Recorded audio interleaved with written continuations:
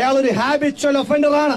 നിരന്തരമായി സ്ത്രീകൾക്കെതിരായിട്ട് അതിക്രമം, അത് ലൈംഗിക അതിക്രമം മാത്രമല്ല, ക്രൂരമായ വയലൻസ്.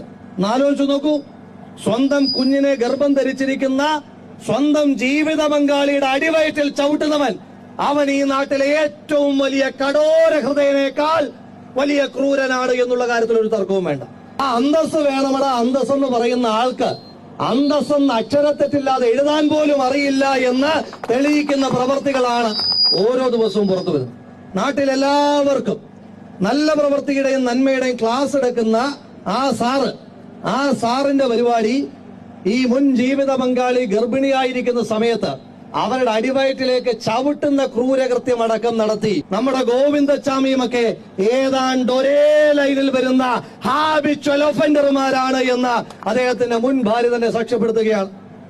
നിങ്ങളുടെ MLA, ജനങ്ങൾ തിരഞ്ഞെടുത്തിട്ടുള്ള ഒരു നാടിന്റെ MLA, ഒരു ജനപ്രതിനിധി, അയാളെ കാണാനുണ്ട്. എവിടെയാണെന്ന് പറയണ്ടേ? ഒളിച്ചു കളിക്കുകയാണ്.